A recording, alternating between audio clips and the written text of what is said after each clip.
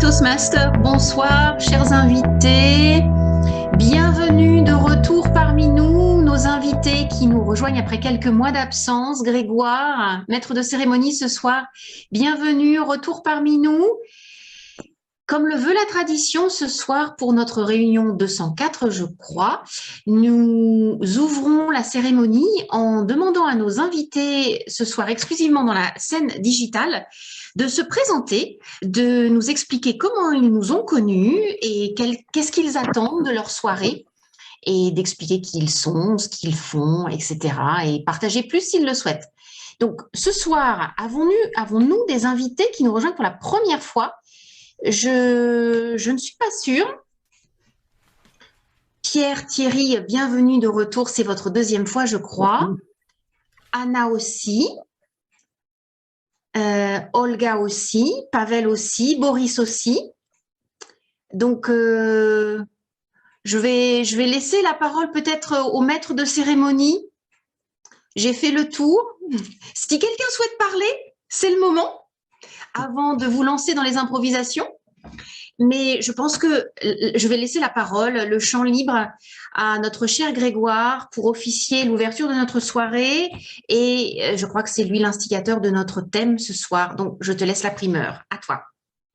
Merci Sophie, l'ancienne présidente du club de Moscou. Alors, je m'appelle Grégoire Lecoq, je suis votre animateur pour ce soir. Donc, nous avons convenu ensemble donc de la Saint-Valentin, puisque c'est avec Xavier Wilfried que j'ai décidé de ce thème, et il a dit d'accord. Allons-y pour une très belle Saint-Valentin, puisqu'il s'agit de parler on va dire, d'un saint qui est bien particulier sur la scène de la chrétienté, puisqu'en fait, il a combattu le pape en créant des mariages alors que le pape n'était pas d'accord parce qu'il voulait des soldats pour sa guerre. Et cette personne a malheureusement mal fini, mais en fait, il a créé, on va dire, autour de lui un microcosme amoureux, puisqu'en fait, il était impatient de créer le bonheur autour de lui. Il a continué les mariages, donc ce qui était interdit, et il s'est retrouvé donc emprisonné. Et lors de son emprisonnement, il a été, on va dire, en contact avec une jeune aveugle en fait, ils ont fini par tomber amoureux l'un de l'autre. Donc c'était la fille du geôlier. En fait, cette personne, en fait, elle a fini par retrouver la vue. Voilà, donc c'était un peu le miracle de la Saint-Valentin, et donc c'est comme ça que voilà, lui, il a perdu la tête, et puis elle a retrouvé la vue. Donc c'était pour la petite anecdote de ce soir. Donc j'en aurai d'autres évidemment. Je viens avec trois épisodes sur la Saint-Valentin. Donc voici la première. Donc je vais présenter certains rôles techniques, puisqu'en fait c'est le rôle du maître de cérémonie d'indiquer qui et comment va se porter, se dérouler cette réunion. Donc je vais d'abord présenter le chronométreur. Donc la chronométreuse de ce soir est Olga Schlebakova, qui malheureusement n'a pas de feuille de temps. Donc je pense que donc il s'agit de Xavier. C'est bien ça, hein, c'est Xavier qui va se charger de prendre le temps. Voilà, pour que les personnes sachent à peu près où elles en sont. Et puis, il y a aussi le grammairien qui est ce soir, Pierre Lee Cavoli, donc qui est de Paris, donc un club parisien. Je ne sais pas encore lequel, donc tu me le diras tout à l'heure, sans doute, Pierre. Et puis, il y aura aussi la pensée du jour qui sera faite par Anna Salova. Et une blague du jour avec Tishina Tatiana. Voilà, donc ça c'est pour les petits rôles. Après, il y a évidemment une session de discours préparé, donc avec Xavier Wilfried qui fera donc un discours autour du mot autour de moi. Donc c'est un premier discours, logiquement, non, alors que je ne me trompe pas. Donc non, c'est le niveau 3. Donc un projet de niveau 3, pardon. Et puis il y a un deuxième discours qui sera fait par Nastia Grebenjuk, qui est donc aussi au niveau 3, et avec l'intitulé C'est impossible. Et puis ensuite, nous entamerons une phase de session d'improvisation avec le meneur d'improvisation Alexandre, qui est ici parmi nous. Et puis ensuite, nous entamerons la session des évaluations qui sera menée par Irina Yakovleva. Voilà, je vais rendre la parole et donner la possibilité au chronométreur de parler de son rôle. Donc Olga, tu as la parole. Bonsoir à toutes et à tous. Malheureusement, je ne peux pas faire marcher mon caméra, mais on va débrouiller. D'accord. Je Tatiana, m'appelle- est-ce que tu pourras noter tous les temps de cette session et puis faire ton bilan à la fin? Oui, oui, Très oui, bien. oui, bien sûr. Bah, Euh, merci pour ça. Et puis je donnais la parole à notre grammairien Pierre. Bonsoir à tous, Dobroy Večer, donc grammairien en direct de Paris. Donc mon rôle est de veiller à la bonne utilisation de la langue française. Donc je vais noter les belles tournures et je vous ferai part de vos belles tournures, ainsi que celles qui ne se disent pas, les petites erreurs. Et j'essaierai à chaque fois de vous proposer des suggestions, des améliorations. Et je vais aussi vous proposer un mot du jour. Donc l'objectif, c'est de placer le plus possible, le plus souvent possible, le mot du jour dans vos interventions. Et à la fin, je vous rapporterai les personnes qui l'ont placé le plus souvent. Le mot du jour est triomphe. Triomphe, je vais l'écrire dans le chat. Donc triomphe, qu'est-ce que c'est? Comment on peut définir triomphe? On peut dire que un triomphe est une victoire à l'issue d'une lutte, après une rivalité très forte, très importante, un triomphe. On peut l'utiliser dans les exemples suivants. Sa victoire a été un véritable triomphe. L'amour triomphe toujours par-dessus tout. La vie triomphe sur la mort. Donc je vous demande d'utiliser ce mot le plus souvent possible. Vous pouvez aussi utiliser les variantes, une entrée triomphale. Vous pouvez utiliser des variantes, mais je vous invite à utiliser le mot triomphe. Merci à tous. Merci Pierre pour l'explication de ce mot du jour. Alors je pense qu'effectivement ce soir ce sera le triomphe de l'amour puisque la Saint-Valentin est à l'honneur ce soir. Alors je vais donner aussi la parole à Anna Salova pour la pensée du jour. Oui, bonjour à tous et à toutes. Je vais commencer. Aujourd'hui, je voudrais parler un peu du phénomène du talent. J'ai beaucoup réfléchi sur ce sujet à cause de période olympique où on a déjà vu plein de jeunes personnes extrêmement talentueuses démontrant les capacités, à mon avis, vraiment incroyables, si physiquement, si moralement. Je pense que ma question est assez rhétorique, mais au début, je vous en pose une. Est-ce que le talent est plutôt la nature ou c'est quelque chose qu'on peut cultiver?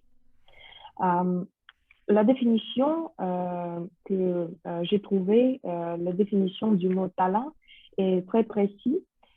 C'est une aptitude particulière à faire quelque chose, une capacité, un don remarquable dans tous les domaines. Très précis, mais également très vague. Bien entendu, c'est la capacité et nous sommes tous capables. Excusez-moi. La couleur verte.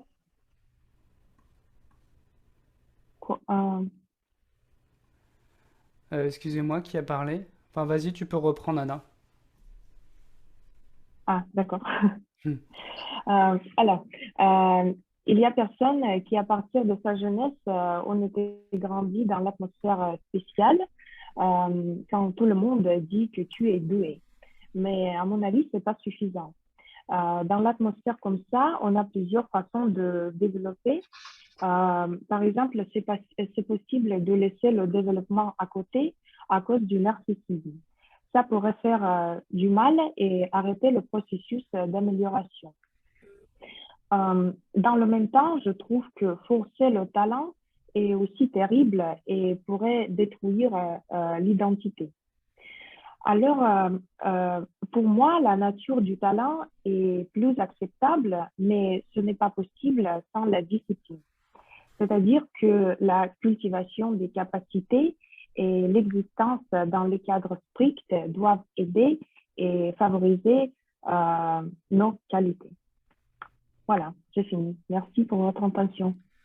Merci Anna pour cette belle pensée du jour. Je vais maintenant donner la parole à Tishina Tatiana qui présentera sa petite blagounette de la soirée. Oui, merci. Bonsoir tout le monde, madame, monsieur. Pour la blague du jour, je choisis bien sûr une anecdote qui est dans le thème de notre rencontre d'aujourd'hui. Et récemment passé la journée pour les amoureux. Au moment où elle se réveille, une femme dit à son mari: Oh mon chéri, je viens de faire un rêve incroyable. Je rêvais que tu m'offrais un collier de perles pour la Saint-Valentin. À ton avis, qu'est-ce que ça peut vouloir dire? Tu le saurais ce soir, répond le mari avec un petit sourire. Ce soir-là, l'homme rentre du travail avec un petit paquet cadeau. Sa femme, très ravie, commençait à le déballer. Et à l'intérieur, il découvre un livre intitulé L'interprétation des rêves. Voilà. Merci Tatiana. On te remercie Merci pour à cette vous. petite blague. Alors malheureusement il y avait des problèmes de son et donc moi j'ai pas réussi à bien tout comprendre la blague. Voilà donc si tu pouvais régler ça donc une Dommage. autre fois. Oui c'est un peu dommage. Alors je sais pas je suis le seul à entendre les parasites. Non je pense qu'effectivement Également de mon côté. voilà, donc voilà, donc je pense que si tu pouvais peut-être la transmettre donc sur le chat, comme ça permettra de comprendre aussi donc textuellement. Merci à toi D'accord. Tishina, Tatiana. Merci à vous. Je vais, avant de faire cette session des discours préparés, je souhaite vous parler un petit peu plus de la Saint-Valentin, donc volet 2. Alors le volet 2, il s'agit effectivement de l'origine de la Saint-Valentin. Alors en fait, elle remonte à la Rome antique. À cette époque, on fêtait les Lupercales, entre le 13 et le 15 février de chaque année. Donc c'est une fête un peu moins romantique que notre Saint-Valentin que nous connaissons, puisqu'en fait il s'agissait de sacrifier un bouc dans la grotte dans laquelle, selon la légende, la louve aurait allaité Romulus et Rémus. Donc si vous connaissez l'histoire de la Rome antique, donc Romulus et Rémus sont les fondateurs de la Rome. Donc, enduit du sang de ce bouc, les jeunes gens de bonne famille, donc là c'est pour perpétuer la tradition, couraient ensuite dans les rues pour fouetter les femmes de lanières de peau. L'objectif de ça, en fait, c'était de les rendre fécondes. Et c'est également ce jour que les jeunes gens tiraient au sort le nom de celle qui serait leur partenaire pour le restant de l'année. Donc en fait, c'était une tradition donc païenne qui ne s'est pas perpétuée, puisqu'en fait, elle a été rapidement abandonnée, et puis avec les histoires, on va dire l'histoire chrétienne, bah, en fait, elle a été mise de côté par le pape Gélias, et donc ce pape-là, il a dit, bon, on va arrêter ces traditions-là, et on va créer, on va créer donc l'histoire d'un saint qui va justement contrebalancer ces traditions païennes. Voilà, et c'est comme ça qu'il y a eu déjà une première appropriation des chrétiens, on va dire en l'occurrence du pape, sur ces fêtes païennes, et donc c'est pour ça qu'après, il y a eu d'autres anecdotes qui sont créées avec cette Saint-Valentin, puisqu'en fait ce n'est pas la dernière. Voilà, je vais maintenant introduire Xavier Wilfried, qui est notre orateur numéro 1 et qui va parler d'un projet maîtriser vos présentations de niveau 3. Donc il s'agit donc du parcours Pathways que nous connaissons tous, enfin pour la plupart, hein. Peut-être comme il n'y a pas d'invité, donc forcément vous connaissez tous, on va dire, le sujet. Et le projet, c'est de prononcer des discours sociaux. Voilà, donc le but, c'est que Xavier puisse faire un premier discours. Donc il a 3 à 4 minutes pour faire son discours social. Eh bien, on va lui donner la parole. Xavier, est-ce que tu es prêt? Oui, monsieur le Toastmaster, je suis prêt. Eh bien, c'est parti. La parole est à toi. Donc, chers amis Toastmaster, chers invités, bonsoir. Autour du mot, autour de moi. Comment suis-je parvenu à ce triomphe? 5 dates décisives. La première, l'aventure commença un 16 juillet 2021, date à laquelle je participe à ma toute première rencontre Toastmaster. Et devinez où? À Autour du mot. 13 août 2021, je prononce mon premier discours et j'intègre officiellement Toastmaster via Autour du mot. Le lendemain, 14 août, lors d'une croisière fluviale à Moscou, j'ai l'immense honneur de rencontrer physiquement des membres de Autour du mot et de découvrir la communauté Toastmaster de Russie. 12 novembre, veille de mon anniversaire, je suis à Autour du mot en présentiel. Et là, je prononce mon premier discours à la Francothèque. Après cette rencontre, s'ensuit une after party, comme à l'accoutumée. Et au cours de cette after party, je reçois un cadeau des membres de Autour du mot pour mon anniversaire, que je devais célébrer le lendemain. À l'image du titre de mon bris de glace, mon engagement sévi, je me suis engagé à servir Autour du mot. Le 24 décembre, je suis élu secrétaire du club. Et c'est un rôle qui m'amène à quotidiennement échanger, non seulement avec les membres du club, mais aussi avec ses amis. Malgré ma seconde appartenance au club Optima Forma, au sein de la communauté Toastmaster de Russie, j'ai l'étiquette Autour du mot. Avec Autour du mot, j'ai autour de moi des personnes formidables, des personnes exceptionnelles. Mon aventure Toastmaster reste et restera indissociable de Autour du mot. Autour du mot, autour de moi. Monsieur le Toastmaster du jour, à vous la parole. Merci Xavier Wilfried pour cette belle prise de parole. Un triomphe, comme tu l'as dit dès le début, je pense que c'est effectivement, tu as annoncé la couleur. Donc merci pour ce beau discours préparé. Je vais maintenant introduire notre deuxième oratrice. Il s'agit de Nastia Grebenyuk. Elle a un discours qui est intitulé C'est impossible. Donc elle est aussi dans un parcours Passways Maîtrisez vos présentations niveau 3, donc projet 1 avec l'intitulé Discours persuasif. Donc cher Nastia, j'espère que tu arriveras à nous persuader ce soir. Et donc la durée du discours est de 5 à 7 minutes. Donc je te laisse la parole Nastia. Merci beaucoup, Grégoire. Non, non, c'est impossible. Même n'essaye pas. J'ai entendu cette phrase peut-être des centaines de fois dans ma vie. Je me suis rendu compte que la première fois où j'ai entendu cette phrase, c'était quand j'étais très petite. C'était la fin des années 90 et c'était la dernière année à l'école maternelle. À l'époque, j'ai vécu dans un quartier très loin du centre de Moscou et tout autour de moi était gris. Les gens de Moscou post-soviétique étaient assez pauvres et le monde était vraiment très étroit. Donc, il était limité par cette banlieue moscovite, cette école maternelle et qui était entourée des immeubles de 9 étages.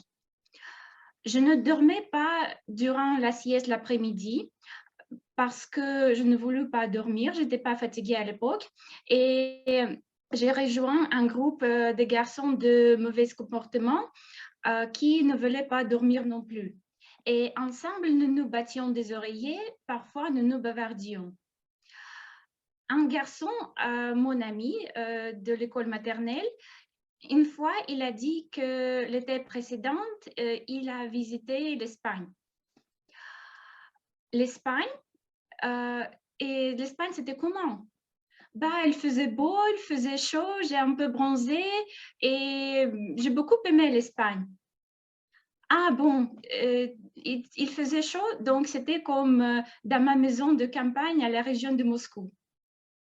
En fait, j'étais très jalouse Je ne veux jamais l'étranger et l'Espagne était un pays de mon rêve. C'était quelque chose d'impossible. La vision du monde de cette petite fille était un peu bizarre parce que je ne parlais que le russe. Je ne connaissais l'alphabet latin. Je pensais qu'à l'étranger, les gens étaient tellement différents que nous ne comprendrions jamais. Et aussi, je pensais que le ciel à l'étranger était vert et pas bleu. C'est très bizarre. Oui, bien sûr, à l'époque, le RSS n'existait plus. Les frontières étaient ouvertes. Mais quand même, on ne voyageait pas à cause des raisons économiques. C'est pourquoi l'Espagne était un énigme pour moi et c'était quelque chose du domaine d'impossible. Pourquoi je me suis souvenue de cette époque? Cet hiver-là, il y a 23 ans, depuis cette époque où j'étais insomniaque à l'école maternelle, et cet hiver-là était si enneigé que cet hiver 2022 qui va bientôt finir. En regardant par la fenêtre sur le paysage monochrome de Moscou, en réalisant que cette époque de la pandémie est très difficile, peut-être si difficile que les années 90 en Russie, je me sentais souvent impuissante comme à cette époque-là où j'étais enfermée dans cette école maternelle comme un oiseau dans un cage qui a voulu voler en Espagne. Mais c'était impossible parce que la cage était fermée. J'ai fermé mes yeux et je me suis posé la question. 23 ans, c'est presque un quart de siècle. Qu'est-ce que c'est changé pour moi? Qu'est-ce que c'était pour moi? Oui, bien sûr, j'ai beaucoup changé. J'ai appris non seulement l'alphabet latin, mais aussi 3 langues étrangères. Je suis allée plusieurs fois en Espagne et j'ai vu peut-être 15 pays différents en Europe. Et j'ai découvert qu'en Espagne, le ciel n'était pas vert, mais bleu. Même j'ai essayé d'apprendre l'espagnol 3 fois, mais j'étais trop paresseuse pour la 4e langue étrangère. Mais si je n'étais pas paresseuse, ça ne serait pas impossible. En 23 ans, j'ai fait beaucoup de choses impossibles. Il est évident que mon français n'est pas le français d'Alexandre Dumas ou d'Emmanuel Macron. Il est évident que mon anglais n'est pas l'anglais de Kate Middleton. Il est évident que mon italien est assez médiocre. Mais une fois, je suis allée en Italie du Sud, dans la région des Pouilles. Et là, personne ne parlait anglais. Et j'avais dû parler italien. Et oui, bien sûr, j'ai parlé avec des fautes, avec l'accent, mais on s'est compris. Et c'était ma petite victoire contre l'impossible. C'était mon petit triomphe. Ils ne savaient pas que c'était impossible, alors ils ont fait. Je me permets de reformuler un peu cette phrase de Mark Twain et la dire comme ça.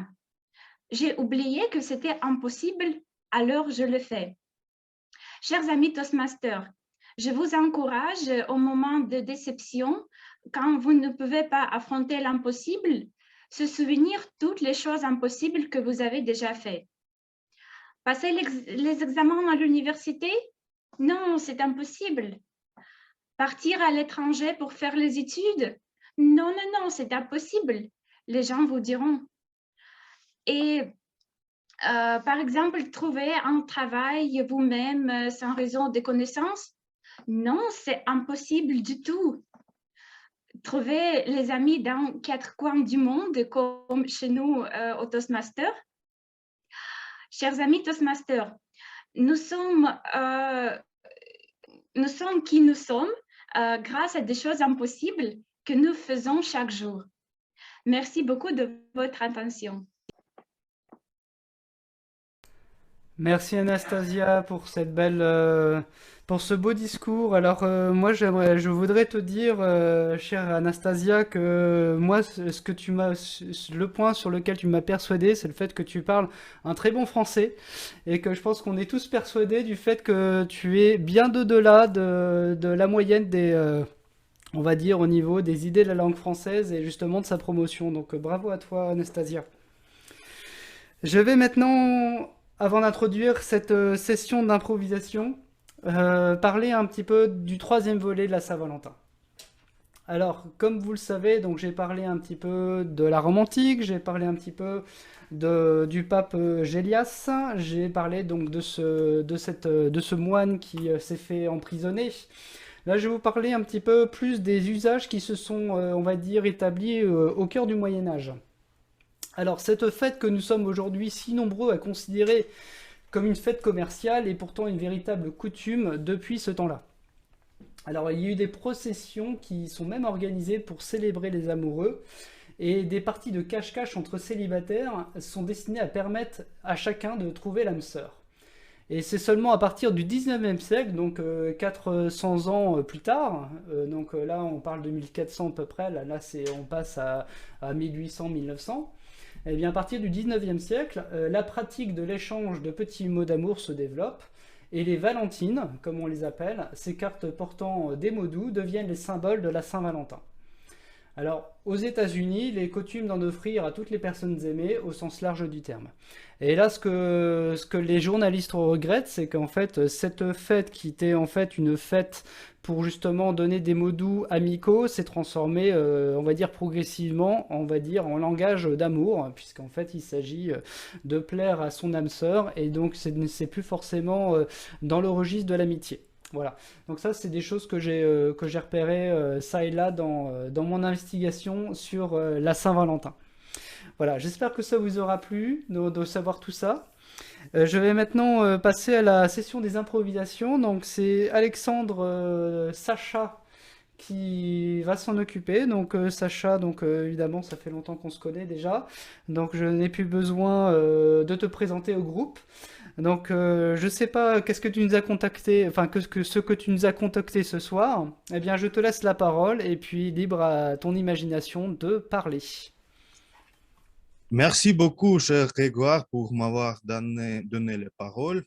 Alors, mes amis, j'ai préparé quelque chose pour vous comme session des improvisations et on commence. Je vais partager mon écran.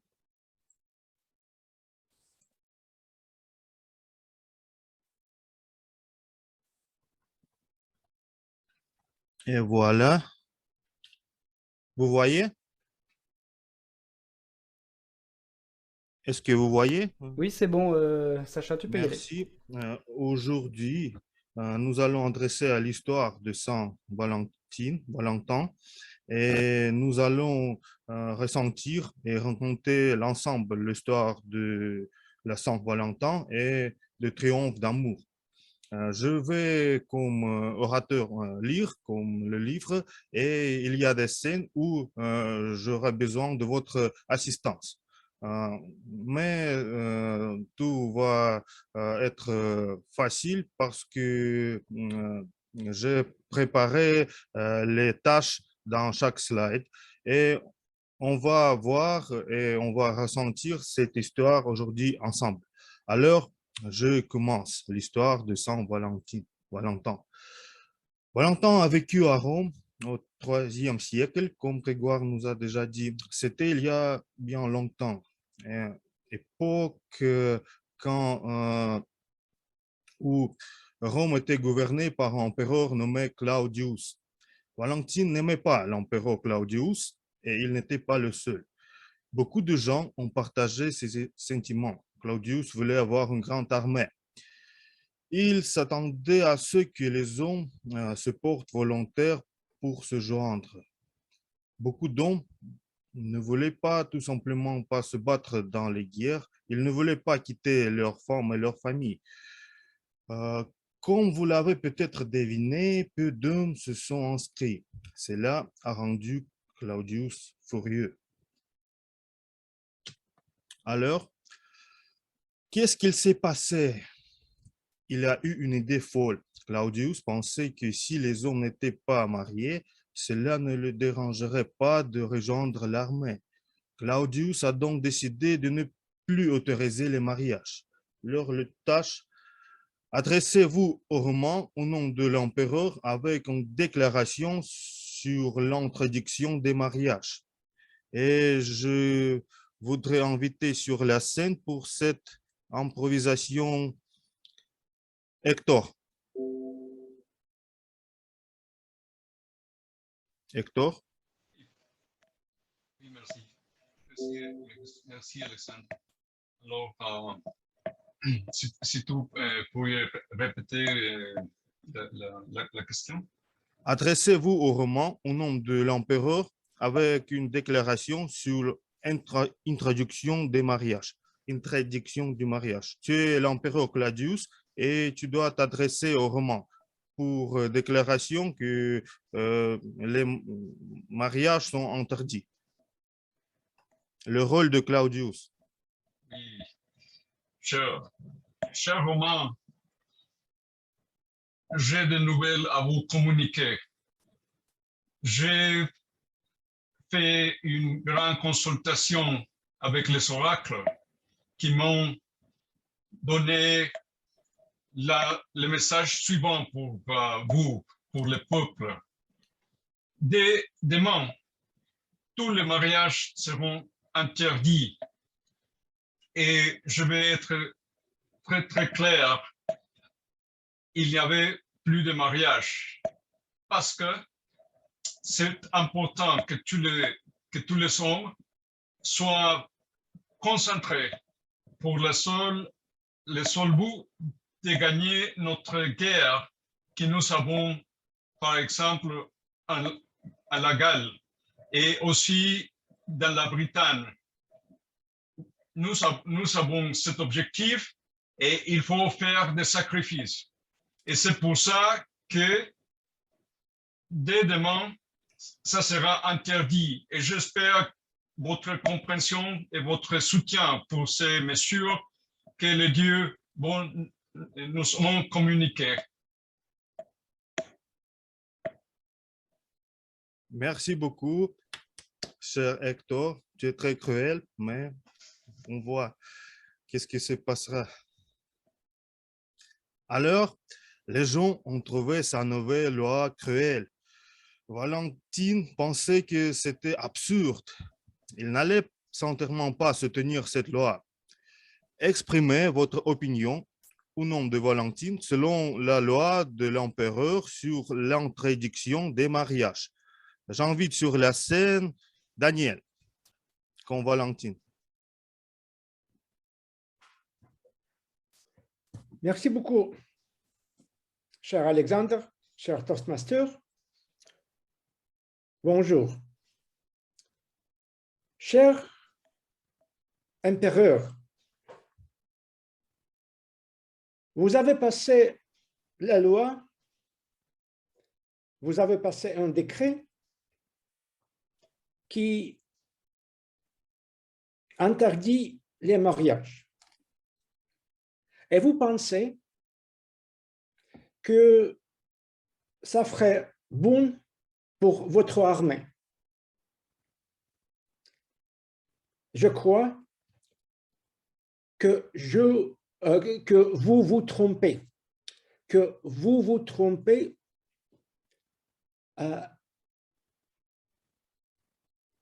à la façon grandiose. Les hommes qui ne sont pas mariés sont les hommes qui ne sont pas satisfaits, comme vous vous imaginez. Et c'est-à-dire qu'il n'y a pas d'armée, il n'y a pas d'ordre, et votre tâche d'avoir une armée très grande, très forte et très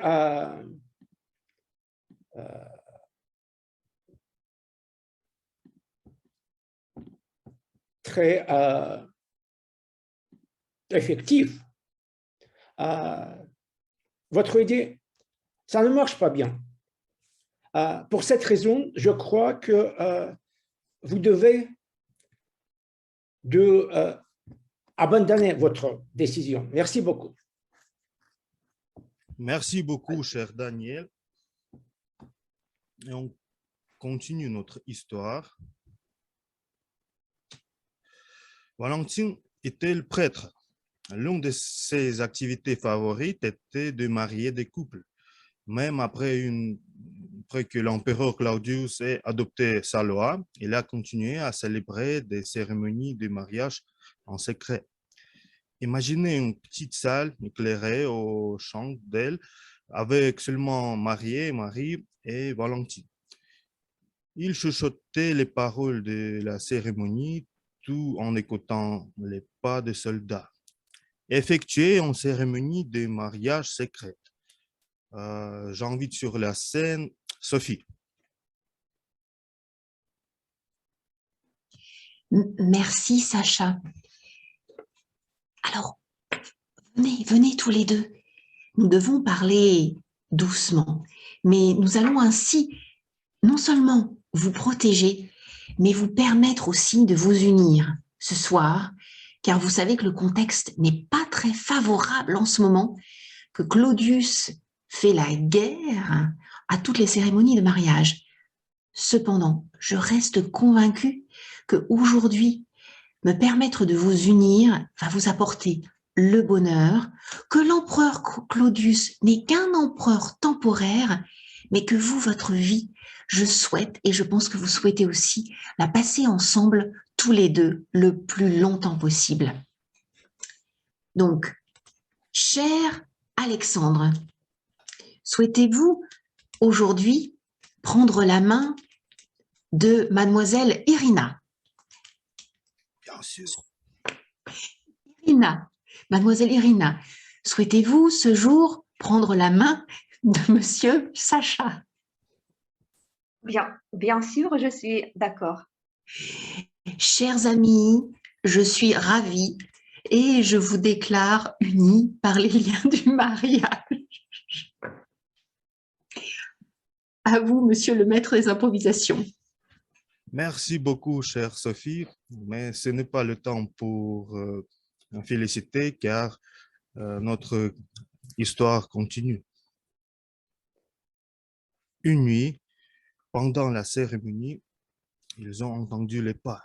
C'était effrayant.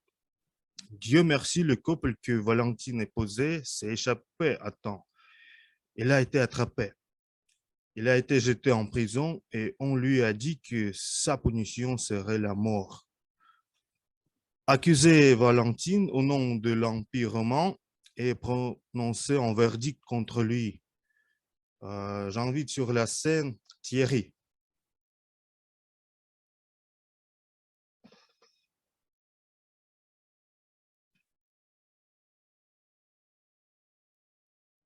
Thierry, votre micro. Avec le micro. Merci, Alexandre. Valentin, tu as osé défier l'empereur. Tu t'opposes à son triomphe. Comment oses-tu? Valentin,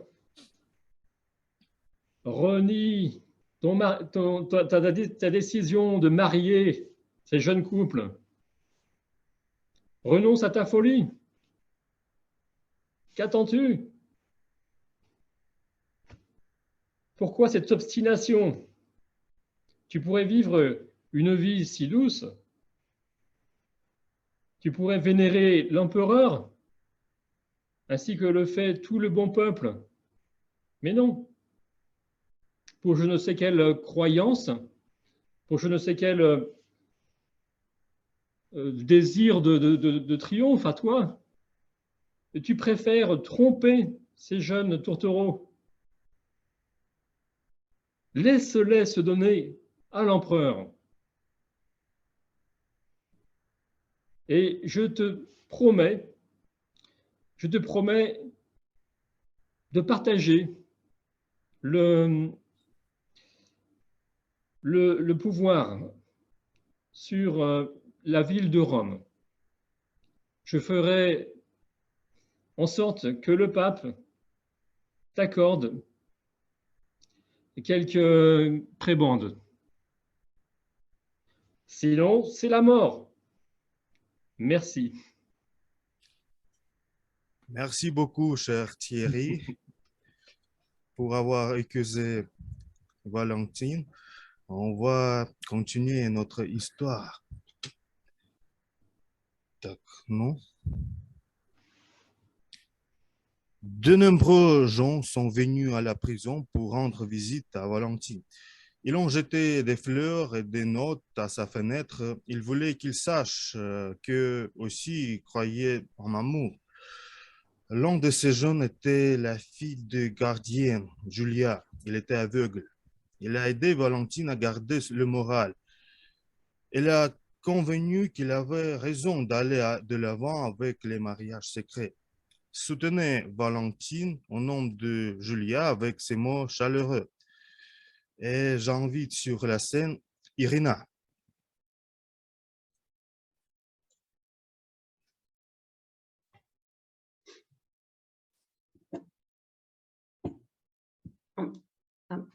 Pardon, est-ce que je peux prendre un peu de temps pour 30 secondes. Bon.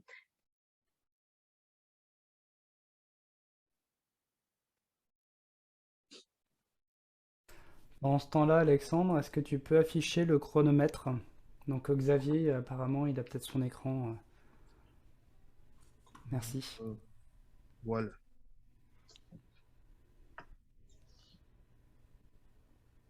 Merci.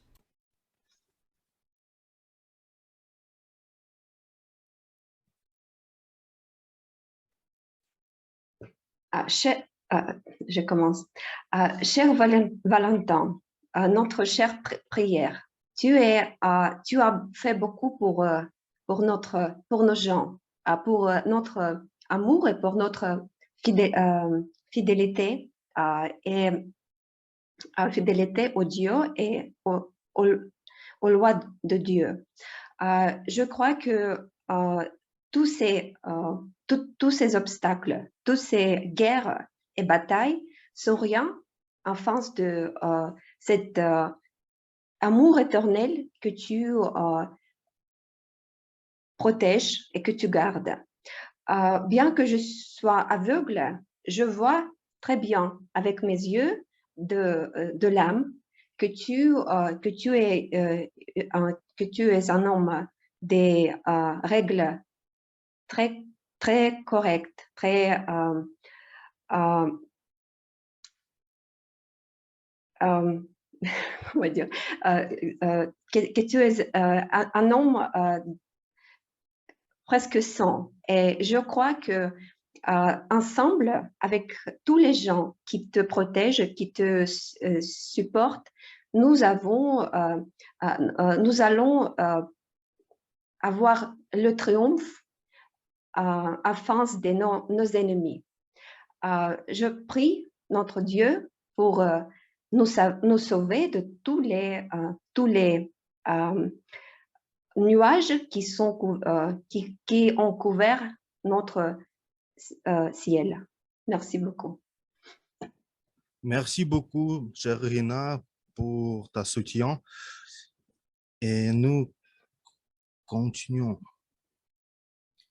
Le jour de l'exécution, Valentine laissa à son ami Julien un petit mot, la remerciant pour son amitié et sa fidélité. Il l'a signé, l'amour de ton Valentine. J'invite sur la scène à prononcer le message de Valentine à Julia. J'invite sur la scène Pierre pour la dernière improvisation. Je dois prononcer le message d'amour à Julia? Oui. Très bien. Julia, si je suis ici, si je suis vivante, c'est grâce à toi. Je tiens à te dire que l'amour triomphe toujours par-dessus la haine et la guerre. Grâce à ton soutien sans faille et au lien d'amitié que tu as su me montrer, tu m'as donné le courage pour triompher parmi les ténèbres. Et sans toi, je ne serais pas là. Sans toi, je serais 6 pieds sous terre, en train de croupir avec les insectes les plus maléfiques.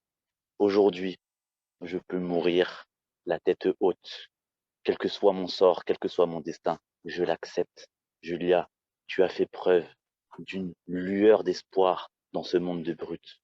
Et je tiens de tout mon être à te remercier et à louer le Dieu de l'amour qui nous a permis cette victoire. Merci Julia. Merci beaucoup, Pierre, pour avoir prononcé la première note de Valentin à Julia. Et maintenant, selon la légende, qu'est-ce que nous avons? Lorsque Valentine a été exécutée, Julia a reçu une lettre d'amour de sa part. Elle a ouvert l'enveloppe et une feuille de crocus jaune en est tombée. Elle le porta à ses yeux et sa vision revint. Alors voilà, c'est une histoire triste, mais avec le triomphe de l'amour et commencement de cette belle tradition. Voilà, c'était toute improvisation pour cette histoire d'aujourd'hui. Je vous en prie, mes amis, de voter pour la meilleure improvisation et à la fin de la réunion, on va annoncer le gagnant. Première, c'était Hector, Claudius, Daniel, Valentine, Sophie, Valentine, puis qui nous avons, puis Thierry, l'empirement, puis Irina et au final Pierre, comme Valentine à Julia. Alors, merci beaucoup pour votre attention et je redonne la parole à notre animateur Grégoire. Merci Alexandre pour cette belle session des improvisations. Alors effectivement, c'est le triomphe de la pédagogie puisqu'en fait on a répété le message 2 fois. Donc l'avantage d'un message répété 2 fois, c'est qu'il rend d'autant mieux. Donc l'histoire de la Saint-Valentin, je pense que maintenant vous l'avez entérinée dans votre mémoire. Voilà, ça c'était la belle chose du jour. Alors, je souhaitais aussi, vu que je voulais continuer un petit peu sur les histoires de la Saint-Valentin, donc il y a encore une que je ne vous ai pas encore expliquée. Donc, il y a le 14 février, il y a aussi une pratique qui se retrouve au XIIIe siècle en Angleterre, chez les aristocrates. On réunissait au hasard une jeune fille et un jeune homme le temps d'une journée, avec obligation pour le Valentin et sa Valentine de s'offrir des petits cadeaux et de se faire des galanteries. Comme une légende prétendait par ailleurs que les oiseaux s'appareillaient le 14 février, début de la saison des amours, c'est cette date qui a été choisie. Les liens entre cette fête et le saint qui lui est associé sont toutefois inconnus. Donc là, pour vous donner en mille, donc le 14 février, donc début de la saison des amours des oiseaux, et on a décidé de mettre cette fête des amoureux à cet endroit-là, surtout pour les Anglais, puisqu'en fait c'était une tradition, et cette pratique s'est déroulée plutôt en Angleterre, dès le XIIIe siècle. Voilà, donc comme ça vous en savez un petit peu plus. Donc c'est la 4e anecdote sur la fête de la Saint-Valentin. Voilà, je vais maintenant passer à la session des évaluations qui sera tenue par Irina Yakovleva. Donc Irina Yakovleva, je vais te laisser la parole pour que tu puisses mener ta session des évaluations. Merci beaucoup, cher Grégoire. Je suis ravie de vous présenter notre équipe équipe triomphante des évaluateurs et des évaluateurs de discours et notre équipe technique avec des rapports techniques, mais après les évaluations des discours, nous allons écouter des rapports de le grammairien, le chronométreuse, et alors c'est le temps pour annoncer l'évaluatrice de discours de Xavier, de discours social. C'est notre chère Sophie. Sophie, la parole est à toi. Merci Irina. Merci Irina. Cher Xavier, tu avais pour objectif ce soir de nous présenter un discours social. Tu as choisi un titre en faisant un jeu de mots, une répétition du nom de notre club et en le centrant sur toi-même.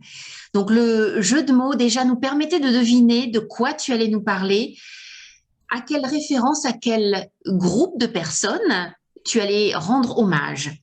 Donc je pense que tu as complètement rempli ton contrat ce soir, c'est-à-dire que tu as mêlé ta vie personnelle chronologiquement avec toutes les étapes que tu as franchies au sein du club, étapes que tu as franchies dignement, triomphalement et de façon extrêmement rapide entre juin l'année dernière et décembre. Je crois que tu t'es arrêté en décembre avec ton élection en tant qu'officier, en tant que secrétaire. Donc bravo pour ça, tu as utilisé la méthode chronologique pour nous raconter ton histoire complètement imbriquée à la vie d'un club, le nôtre. Donc, tu as non seulement rendu hommage à la communauté du club, tu as rendu hommage à tous les officiers, et ça de façon très linéaire, très facile d'accès pour nous. Ça, j'ai beaucoup aimé, cette imbrication que tu as faite. C'était fluide, c'était naturel, et l'hommage était triomphal. Maintenant, je voudrais te suggérer, pour accentuer la puissance de ton discours, de nous regarder vraiment dans les yeux, parce que tu parles de nous, tu parles des officiers qui sont ici présents ce soir. Donc, regarde bien la caméra. Tu avais le regard qui allait un petit peu sur le côté. Je ne sais pas si tu regardais des notes ou un autre accessoire, mais lorsque tu as besoin peut-être de dates, pour être sûr que tu n'oublies pas des moments cruciaux de ta structure, peut-être tu peux mettre des petits post-it en haut de ton ordinateur, vraiment près du petit faisceau blanc, afin de bien garder le contact avec nous, comme j'essaye de le faire maintenant. Donc, tu as bien réussi ta structure, tu nous as bien rendu hommage, tu as rendu hommage au club. Et pour nos invités qui sont parmi nous ce soir, donc beaucoup d'invités ce soir qui ne font pas partie du club, tu leur as bien expliqué comment rapidement tu peux avancer, ils peuvent avancer rapidement dans leur courbe d'apprentissage, dans leurs amitiés au sein d'un club. Tu leur as montré l'exemple. Donc, j'ai beaucoup aimé cette façon pédagogique aussi que tu as eue de nous raconter ton histoire pour en inspirer tous les autres et les personnes qui connaissent le moins le club. Donc, bravo à toi pour ton hommage au club qui a permis d'être triomphal et pour toi et pour nous, et de dérouler le tapis rouge pour nos invités, pour leur permettre de comprendre tous les enjeux d'être en étant membre chez Toastmaster. Bravo Xavier, et la prochaine fois, regarde-nous bien dans les yeux pour être sûr que ta connexion émotionnelle atteint le maximum du potentiel dont tu es capable. À vous, Madame la maîtresse des évaluations ce soir. Merci beaucoup, chère Sophie. Je crois que tes recommandations sont très utiles pour notre orateur. Je voudrais vous annoncer notre deuxième évaluateur, pas général, évaluateur personnel. C'est l'évaluateur de discours de Nastia, Hector. La scène est à toi. Merci bien, Irina. Cher Toastmaster et surtout Nastia, la question est la suivante. Est-ce que tu as réussi à nous convaincre? La réponse est très forte et très claire. Oui, tout à fait. Tout à fait, tout à fait. Tu as utilisé une organisation assez logique, d'une manière chronologique. Tu nous as raconter sur ton enfance en faisant un parallèle très, très intelligent entre la réalité de la Russie post-soviétique et la réalité maintenant, je crois que c'est du monde, d'un monde post-pandémique. Ça, tu l'as fait. Je te félicite. C'était très, très bien. Tu as fait un portrait assez détaillé de tout ça. Tu as utilisé une citation très relevante de Mark Twain. Bravo. C'était super.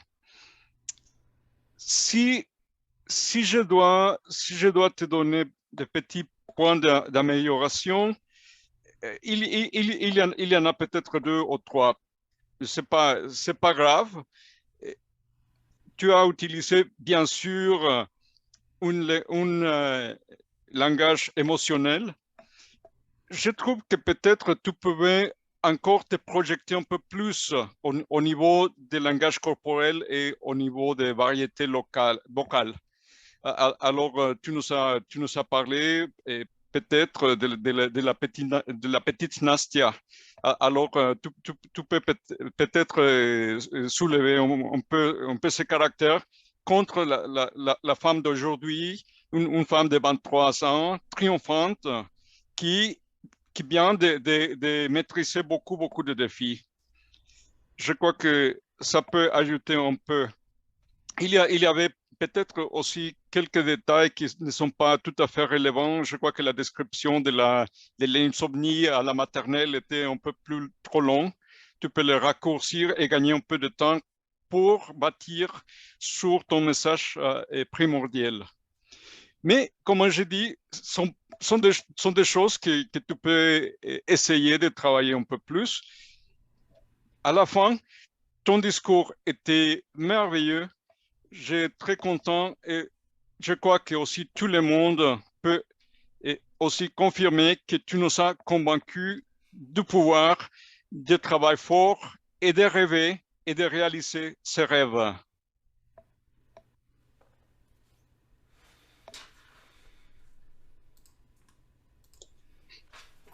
Je te remercie, Hector, pour l'évaluation très détaillée et structurée. Et aujourd'hui, nous avons un rôle spécial que nous avons introduit dans notre agenda il fait peu de temps. C'est l'évaluateur de la session d'improvisation. Et aujourd'hui, ce soir, ce rôle est effectué par Daniel. Daniel, la parole est à toi. Merci Irina. Cher Toastmaster, cher Alexandre, l'objectif de la session des improvisations est à stimuler les discussions et à stimuler l'échange des opinions. Et je crois que c'est ça que tu as réussi à faire ce soir. Mais mes félicitations pour toi sur ça. Tu as bien préparé avec tes diapositives et avec tes notes très détaillées sur le sujet d'amour. Sur le sujet d'amour triomphante qui donne la possibilité de voir et peut-être qui donne la possibilité à vivre aussi. Bien réussi. La session des improvisations nous apprendre quelque chose. La gestion du temps, planification et facilitation.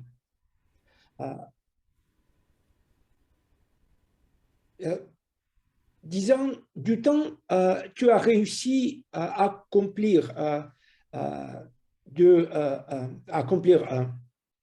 toute la session pendant 20 minutes. C'est ça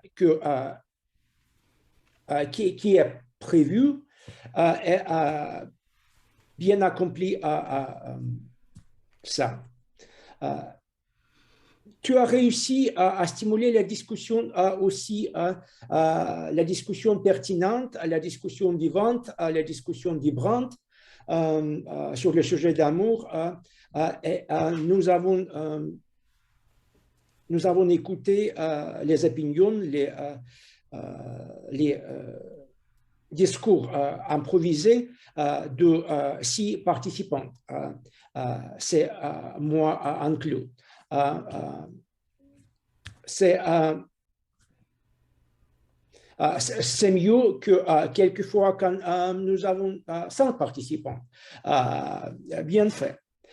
Qu'est-ce que pour improver, peut-être, il y avait trop d'informations dans tes diapositives. Et si cette citation, si cette diapositive était si trop détaillée, peut-être ça serait meilleur. C'est tout de moi. Je te remercie. Irina, parole à toi. Merci, Daniel. Merci Daniel. Tu as fait beaucoup de travail qui normalement l'évaluateur général fait. C'est pourquoi comment dire, tu m'as aidé à faire mes devoirs aujourd'hui. Bon, et alors c'est le temps pour notre équipe technique et je voudrais commencer avec notre grammairien,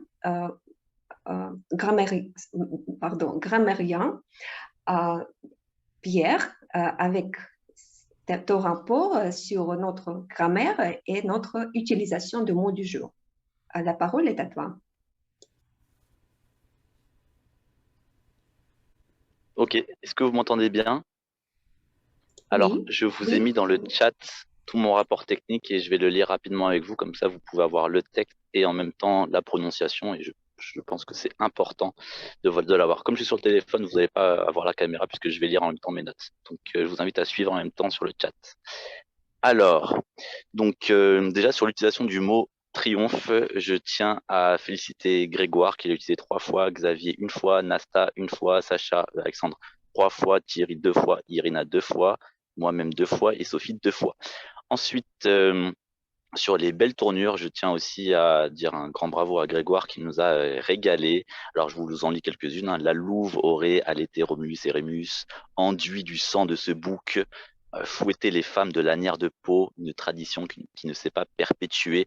Je vous invite à chercher ces mots si vous ne les connaissez pas pour avoir leur définition. Une appropriation de ces fêtes. Vous l'avez entériné dans votre mémoire, donc joli mot aussi avec entériné. Xavier, je tiens à valoriser quelques phrases. J'intègre officiellement Toastmaster. J'aimais bien la façon dont tu l'as dit aussi. Lors d'une croisière fluviale, donc qui se rapporte au fleuve. Après cette rencontre s'ensuit. J'aime beaucoup aussi l'utilisation de ce mot. À l'image du titre de mon bris de glace aussi, c'est une belle tournure. Ensuite, Anastasia. Alors j'ai mis impossible. Impossible, c'est une petite erreur de prononciation qui est récurrente. Donc bien faire attention à dire impossible et non pas impossible. Ensuite, le monde était très étroit, limité par cette bande moscovite, donc très belle tournure aussi. Je ne voulus pas dormir, en soi c'est pas mauvais, mais c'était la cohérence des temps, donc il aurait fallu dire dans ton discours je ne voulais pas dormir. Parfois nous bavardions, c'est tout attaché bavardions, donc il y a un seul nous, c'est parfois nous bavardions. Ensuite les frontières étaient ouvertes et non pas les frontières étaient ouvertes. Depuis cette époque où j'étais insomniaque, c'est bien. Le paysage monochrome de Moscou, donc super. C'est-à-dire un oiseau dans un cage, donc il fallait dire une cage. Ensuite, j'ai appris non seulement l'alphabet latin, etc., etc. Donc le non seulement, c'est une belle utilisation aussi.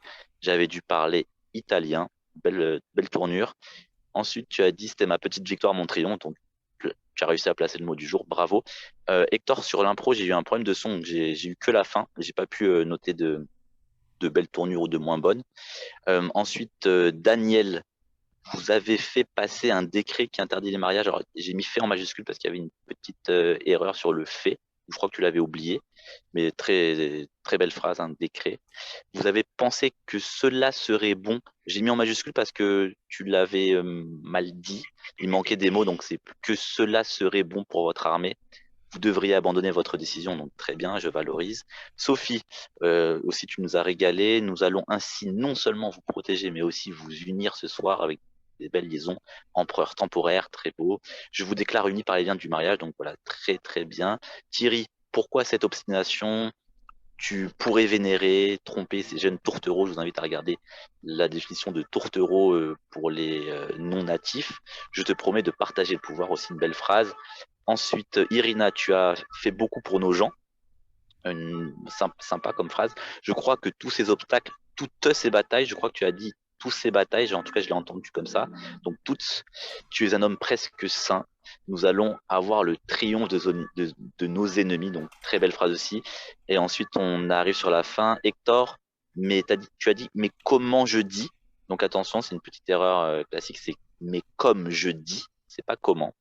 Tu nous as convaincus du pouvoir de, etc., etc. Et Daniel, j'ai noté, tu as réussi à stimuler la discussion. Donc, très belle utilisation du mot stimuler. Nous avons écouté les opinions. Et enfin, petite erreur, tu as dit pour improver, qui vient de l'anglais, donc improve. Et donc, c'est plutôt pour améliorer. En conclusion, alors excusez-moi, je suis dans une voiture, donc c'est pour ça que voilà, c'est un peu MacGyver, mais j'ai été très attentif à la réunion. J'ai vraiment pris beaucoup de plaisir à vous écouter parler. Vous avez été très fort dans l'utilisation de la langue française et je tiens à vous en remercier parce que c'était une réunion triomphale. Merci à tous. Merci beaucoup, Pierre, pour ta contribution précieuse pour nous, pour tout le club, et pour tes conseils. Alors, je voudrais inviter notre chronométreuse, Olga, qui heureusement a réussi de réparer son caméra. Et alors, la parole est à vous.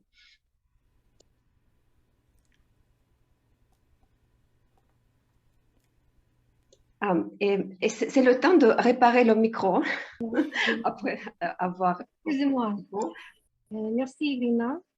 Généralement, tous les orateurs ont respecté le temps accordé pendant son discours. Il y a quelques dépassements, mais c'est seulement quelques secondes.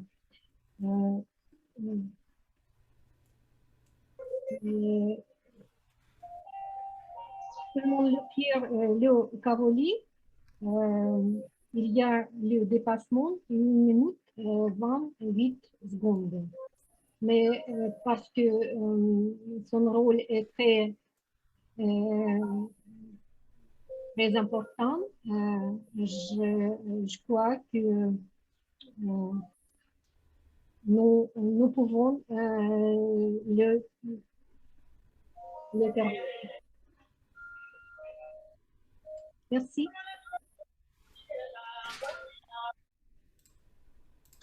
Merci, Olga. Je voudrais vous donner mon évaluation générale de toute notre soirée, soirée triomphante, soirée pleine d'émotions positives. Et je voudrais commencer avec notre début de la réunion. Nous avons commencé à temps, à 20 heures. Exactement. C'était très ponctuel de notre côté. Je voudrais noter que j'aime beaucoup notre flexibilité de nos membres qui, à l'absence, par exemple, à l'absence de notre chère présidente, il y a toujours des personnes brillantes et actives qui sont prêtes à jouer ce rôle. Et cette fois, notre chère Sophie, ex-présidente du club, a joué ce rôle de l'introductrice de la soirée avec brio. Merci. Ça m'a rappelé de ces temps doux quand tu étais à la tête de notre club. Et notre animateur d'aujourd'hui avec un thème, un sujet très pertinent, très intéressant. Je crois qu'il n'y a pas de personnes indifférentes vers ce sujet aujourd'hui. Et tu l'as fait très bien avec ton énergie époustouflante qui nous anime toute la soirée, toute la réunion, comme toujours. merci beaucoup pour l'histoire détaillée, les notes historiques de notre héros de la soirée. Bon, et j'aimais bien tes liens entre des rôles, les liens, les commentaires que tu as fait à ce propos. Et nous avons, aujourd'hui, nous avons 4 débuts, si je ne me trompe pas, 4 débuts, des personnes nouvelles qui ont eu de courage pour prendre des rôles techniques. C'est Olga avec le rôle de chronométreuse, Anna avec une pensée de jour, Tatiana avec une blague de jour et Pierre, notre grammairien. Et je vous félicite pour votre début très remarquable chez nous et j'espère que ça va continuer avec d'autres rôles intéressants. Bon, et je voudrais dire que j'aimais bien la pensée de jour, bien qu'il n'avait pas lié au sujet de la soirée, mais ce n'est pas toujours très important. L'important est que la pensée soit bien structurée, bien prononcée. Et Anna l'a fait très bien. Tatiana, comme Grégoire a déjà mentionné, il y avait un problème de son et peut-être nous n'avons pas réussi à entendre toute la blague très bien et peut-être quelques informations ont perdu. C'est pourquoi je te recommande de réparer d'une manière ton son et ton micro. Bon, et Olga, merci bien pour le rapport détaillé du chronométrage de la réunion. Bravo pour les efforts techniques que vous avez réussi à réparer la caméra et alors nous pouvons vous voir dans toute votre beauté et comment dire, énergie de chronométreuse. Bon, et Pierre, merci beaucoup pour le rapport triomphant parce que c'est un exemple de rapport de grammairien que je voudrais, comment dire, que je pense que c'est le format idéal de la présentation de rapport grammatical, de grammairien, parce que toute l'information sont très claires, sont visibles, et chaque personne qui a fait des erreurs peut, dans une manière tranquille, voir et garder et prendre ses notes. Merci beaucoup pour ça, encore une fois. Et je voudrais dire merci beaucoup à l'équipe des évaluateurs qui ont fait son travail très bien avec l'expérience, avec le charisme des bons évaluateurs chevronnés. Bon, et je crois que c'était une réunion, comme toujours, bien positive, bien bienveillant. Et je remercie à tous pour contribuer à le succès de la soirée. Merci beaucoup. Merci Irina pour cette très belle évaluation que tu nous as faite. Je vais reprendre la main pour introduire enfin le mot de la présidente. Donc ce sera Sophie par intérim. Alors je ne sais pas si vous connaissez ce mot par intérim. Donc Sophie, est-ce que tu peux donc prendre la parole ce soir et puis moi je terminerai avec un petit mot encore sur la Saint-Valentin. Oui, merci cher Grégoire d'avoir animé notre soirée ce soir et de nous avoir tant appris de notre histoire au travers les frontières, au travers des siècles depuis le Moyen-Âge pour quelle était la genèse de cette histoire de la Saint-Valentin, de ce fameux amoureux, de toutes ces aventures et des tremblements de terre qu'il avait émis pour la papauté, pour l'Empire romain. En tout cas, merci beaucoup de nous avoir autant éclairés sur nos racines de tradition. Et je pense que d'abord, je dois aussi, avant de clôturer ce soir notre réunion, féliciter notre gagnant de notre session des improvisations. Et alors là, j'avoue, mon petit souci technique de... Mais je crois que voilà, Sacha va ouvrir ce que je n'avais pas réussi à ouvrir. Donc bravo Pierre, tu es le gagnant de notre session des improvisations. Je dois dire que même en voiture, tu as assuré le triomphe, ton triomphe des improvisations.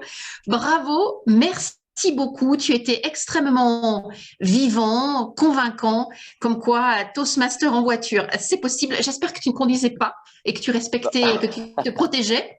Mais bravo à toi. Merci beaucoup. Je tiens à dire que c'était pas facile parce que je devais gérer à la fois le chauffeur, un peu la route quand même, et puis être attentif à ce que vous disiez. Donc à chaque fois que j'entendais le prénom de quelqu'un passer, je me disais ouf, je suis pas passé, c'est pas mon tour encore. Et au final, à la fin, Sacha m'y a mis, donc j'ai dit bon là, il faut tout donner. Merci à vous. Bah, bravo d'avoir été multitâche et moi je te félicite aussi pour ton rapport de grammairien. Je pense que c'est une première d'avoir le rapport écrit dans la messagerie instantanée. En tout cas, quand tu nous l'as énoncé, ton rapport, il était très précis, très rigoureux, très personnalisé pour chacun d'entre nous. Et tu relevais vraiment les bons points, les belles expressions inspirantes, encourageantes. Merci à toi. Chers amis, je pense que nous allons vers la libération de la parole et la non-formalisation de notre réunion. Je voudrais remercier tous nos invités qui ont pris les rôles structurants de notre soirée, notre Grégoire, maître de cérémonie ce soir, nos orateurs de discours préparés, Xavier et Anastasia, merci d'avoir coloré et d'avoir préparé vos interventions de qualité comme toujours. Et tous nos invités qui se sont lancés, qui ont été bien façonnés, bien poussés, bien encouragés par notre Sacha Alexandre Legrand. C'était imparable. Nous ne pouvions pas faire autrement que dérouler la suite de l'histoire sur le chemin de laquelle tu nous encourageais, cher Sacha. Donc, merci à toutes et à tous. Je clôture cette soirée. Je vous souhaite un bon week-end et je vous dis à la semaine prochaine. Et désormais, c'est à chacun de participer comme il ou elle le souhaite, de poser vos questions pour nos invités ce soir. Et à vous la parole. Merci Sophie. Alors évidemment, j'avais encore une petite chose à dire, donc je vais la dire tout de suite avant que les langues se délient. Eh bien en fait, sur la Saint-Valentin, donc je voulais dire que c'était une fête européenne, puisqu'en fait, il n'y a pas un Valentin, mais il y en a 3. Voilà, l'histoire en a retenu qu'un seul. Donc c'était pour clarifier un peu les choses. Le premier Valentin, c'est celui que vous connaissez, donc qui est en fait un prêtre catholique moine nommé Valentin qui décida de marier en secret les amoureux. Donc c'est l'histoire que nous avons entendue de long en large tout au long de cette session. Il y en a eu d'autres. Donc il y a eu évidemment, mis à part celui-là, il y a eu un autre Valentin qui fêtait le 14 février. Il s'agit de l'évêque de Terny en Ombrie. Donc ce saint est réputé pour ses dons de guérisseur auprès des jeunes filles et des jeunes gens. Donc c'est quelqu'un qui en fait finalement n'a pas fait d'ombre au premier. Et le troisième, c'est Saint Valentin de Réti qui est principalement fêté en Allemagne. Donc pour ce saint-là, donc il vécut au 5e siècle et il est représenté avec un enfant épileptique étendu à ses pieds. Donc ces deux-là n'ont finalement fait très peu d'ombre au premier, donc qui ont fait là à Saint-Valentin, celui qui a fini décapité par le pape, enfin pas par le pape, mais disons que sous le pape Gélias Ier. Voilà, donc c'était en 269 à Rome. Voilà, je pense que vous savez tous sur la fête de la Saint-Valentin. J'espère que ça vous portera chance pour votre Jules ou votre moitié féminine. Donc c'est selon. Voilà, donc si vous voulez terminer sur justement des petites anecdotes d'amour, eh bien allez-y, c'est le moment.